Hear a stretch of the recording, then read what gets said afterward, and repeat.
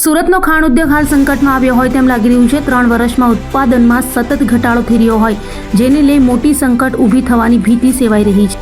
ખાંડ ઉદ્યોગ સંકટમાં હોય તેમ ભારતીય ખાંડ ઉદ્યોગ પર ગંભીર અસર પડી રહી છે। 3 વર્ષમાં ઉત્પાદનમાં સતત મોટો ઘટાડો થયો છે। વર્ષ 2022 થી 2023માં 33.0 MMT, 2023 થી 2024માં 32.0 MMT, 2024 થી 2025માં 27.4 MMT થયો છે। તો સરકારે સપ્ટેમ્બર 2026 સુધી ખાંડ નિકાસ પર સંપૂર્ણ પ્રતિબંધ મૂક્યો છે।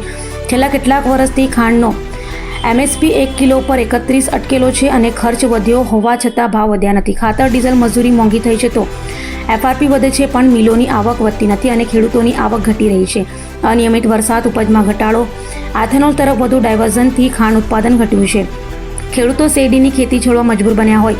શુગર મિલો પર આર્થિક દબાણ અને રોકાણ ક્ષમતા પર અસર પડશે તો બીજી તરફ ભાજપ મેન્ડેટ પર સહકારી શુગર મિલોના પ્રમુખ ડિરેક્ટરો મૌન કેમ છે? શેરડી પકવતા ખેડૂતો પ્રત્યે જવાબદારી નથી તેવા સવાલો થઈ રહ્યા છે। MSPમાં તાત્કાલિક વધારો, FRP MSP વચ્ચે સંતુલન, નિકાસ પ્રતિબંધની સમીક્ષા, ખાતર, ડીઝલ પર સબસિડી આપવાની માંગ કરાઈ છે। ઇથેનોલ બ્લેન્ડિંગ અને ખાદ્ય ઉત્પાદન વચ્ચે સંતુલિત નીતિ, લાંબા ગાળે ઉપજ વધારવા સબસિડી જરૂરી છે। સરકાર ત્વરિત હસ્તક્ષેપ કરે તો ખેડૂતો અને ઉદ્યોગ બંનેને ટેકો મળે, ખાંડ સુરક્ષા મજબૂત થાય તેમ કહ્યું હતું। ભારત દેશમાં ખાંડનું ઉત્પાદન છેલ્લા 3 વર્ષમાં દિવસે દિવસે ઘટતું જાય છે અને એની સામે નિકાસની પણ જે મર્યાદાઓ છે દિવસે દિવસે ટૂંકી થતી જાય છે। ખાસ કરીને ગુજરાત અને દક્ષિણ ગુજરાતના મોટા પ્રમાણમાં લાખો ખેડૂતો આ શેરડીના વ્યવસાયની સાથે સંકળાયેલા છે।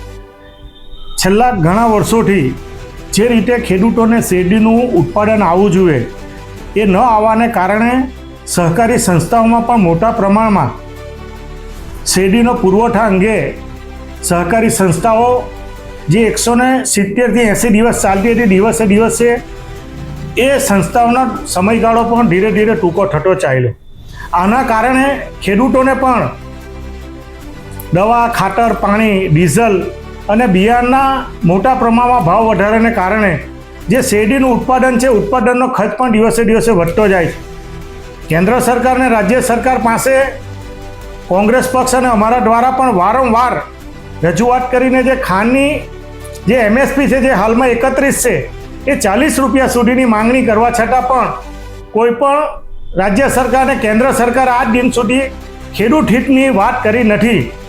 આના કારણે દિવસે દિવસે શેરડીને બદલે લોકો બીજી ખેતી તરફ વળતા જાય એ પ્રકારની પરિસ્થિતિનું નિર્માણ થયું છે।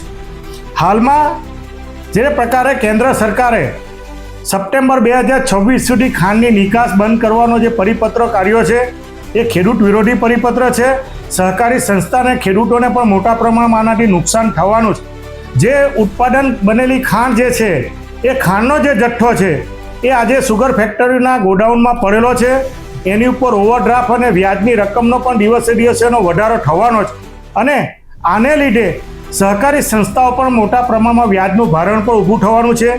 MSP અને FRP વચ્ચેનો પણ સમયગાળો જે સંતુલિત નથી એ પણ ખોરવાવાનો છે। એટલે આવનારા દિવસોમાં સહકારી સંસ્થાઓમાં જે ભારતીય જનતા પાર્ટીના મેન્ડેટ દ્વારા પ્રમુખો બેઠેલા છે, સહકારી સમગ્ર માળખું જે ભારતીય જનતા પાર્ટીની સાથે સંકળાયેલું છે, ગુજરાતમાં ભારતીય જનતા પાર્ટીની સરકાર છે, કેન્દ્રમાં પણ ભારતીય જનતા પાર્ટીની સરકાર છે, ત્યારે જો સહકાર વિભાગ અને ખેડૂતનું હિત ઈચ્છતું હોય તો તાત્કાલિક અસરથી જે ડીઝલમાં પણ જે ભાવ વધારો છે, જે રીતે ખાતરમાં પણ દિવસે દિવસે ભાવ વધારો છે અને MSPની જે વર્ષો જૂની ખેડૂતોની માંગણી છે એ 40 રૂપિયા કરવામાં આવે તો આવનારા દિવસોમાં શેરડીનું ઉત્પાદન કરવા માટે ખેડૂત પ્રેરાશે।